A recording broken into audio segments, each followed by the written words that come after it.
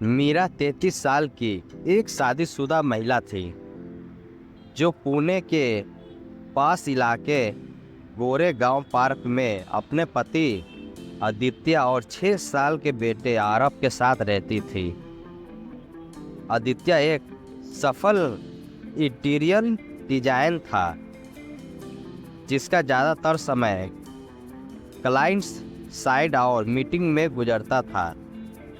मीरा अपने परिवार और घर की जिम्मेदारियों में डूबी रहती, पर उसके अंदर कहीं गहराई में ये खालीपन था जो हर दिल उसे हर बुरा महसूस कराता है।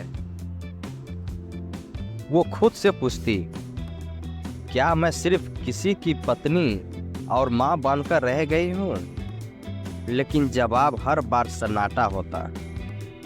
एक दिन आदित्य ने बताया कि उसका कॉलेज फ्रेंड विवेक कुछ हफ्तों के लिए उसके शहर आ रहा है और उसके घर ठहरेगा। विवेक 27 साल का एक ट्रैवल फोटोग्राफर था, खुला, बिंदास और दिल से जिंदा इंसान। उसकी आंखों में एक अजीब चमक थी, जैसे जिंदगी से डर नहीं बल्कि दोस्ती हो। जब विवेक पहली बार घर आया तो मीरा ने बस इतना सोचा, कितना खुश मिजाज लड़का है।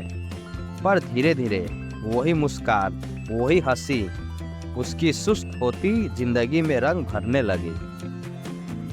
विवेक की बातें मीरा के मन को छू जाती।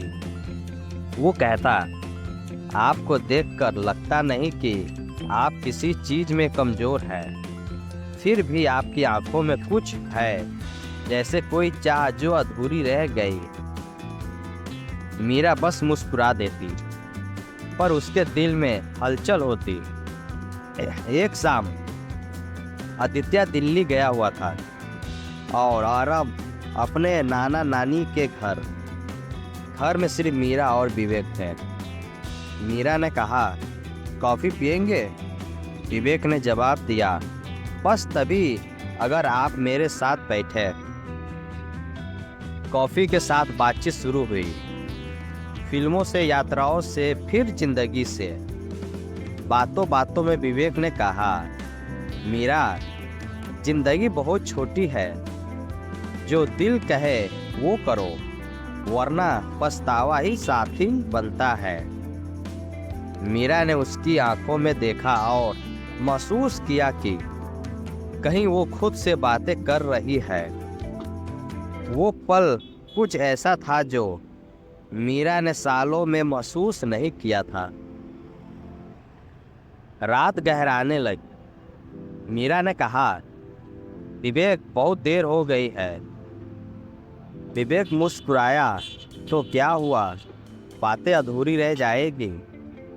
वो दोनों बालकनी में बैठे रहे, हवा, काफी और धड़कनों के बीच। अचानक मीरा उठी और बोली, विवेक, दरवाजा बंद कर दो। विवेक ने धीरे से कहा, मीरा, क्या तुम यकीन रखती हो इस पल पर? मीरा ने बस आंखें बंद कर ली और वो पल मीरा के भीतर कुछ तोड़ गया, कुछ जोड़ गया। सुबह आई तो मीरा का मन भरा हुआ था, पछतावे और राहत से। उसने आईने में खुद को देखा, वही चेहरा, पर आंखों में कोई और थी। वो फुसफुसाई, मैंने ये क्या किया? उसका दिल भारी था, लेकिन भीतर एक अजीब सुकून भी था। उस रात के बाद मीरा ने विवेक से दूरी बना ली, पर विवेक ने भी उसे कोई मजबूरी नहीं दी। वो बस बोला, मीरा, मैं तुम्हारे फैसले की इज्जत करता हूँ, पर मैं तुम्हें याद रखूँगा हमेशा। कुछ दिन बाद आदित्य लौट आया। मीरा ने ठान लिया कि अब वो अपनी जिंदगी को बदल देगी। उसने आदित्य से कहा, आदि, हमें फिर से जीना होगा जैसे पहले जीते थे। मुझे भी वो वक्त चाहिए जब हम एक दूसरे को सच में महसूस करते थे। आदित्य ने हैरानी से कहा, मुझे लगा तुम खुश हो मीरा, पर शायद मैं गलत था।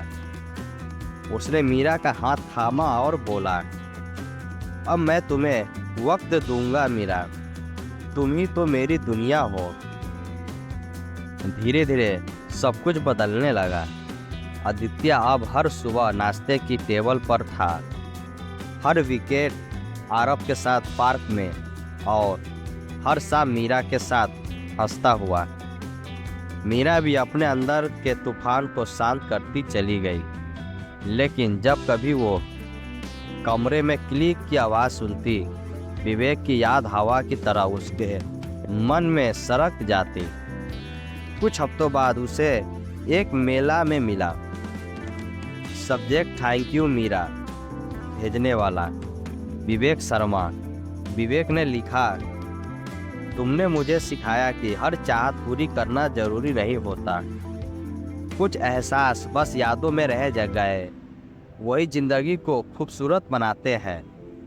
मीरा ने मेल पढ़ा और मुस्कुरा दी। उसके होठों से एक शब्द निकला, धन्यवाद विवेक। उसने आईना में देखा, अब वो पहले जैसी मीरा नहीं थी। वो एक ऐसी औरत थी जिसने खुद की गलती को समझकर खुद को माफ करना सीखा। कुछ महीने बाद मीरा, आदित्य और आरव गोवा छुट्टियों पर गए। समंदर किनारे बैठकर मीरा ने कहा, आदि, शायद ये लहरें हमें फिर से जोड़ रही है। आदित्य ने मुस्कुराते हुए उसका हाथ थाम लिया। मीरा, अब कभी तुम्हें अकेला नहीं छोड़ूंगा। मीरा की आंखों में नमी थी, पर इस बार वो नमी शांति की थी, पछतावे की नहीं। वो जानती थी कि जिंदगी में कुछ किस्से पूरे नहीं होते, लेकिन उसका होना ही हमें पूरा बना देता है। कभी कभी जिंदगी हमें ऐसे मोड़ पर ले जाती है जहां दिल और जिम्मेदारी आमने सामने होते हैं। गलतियां हर किसी से होती है, पर उन्हें स्वीकार कर आगे बढ़ना ही असली शासन है। धन्यवाद।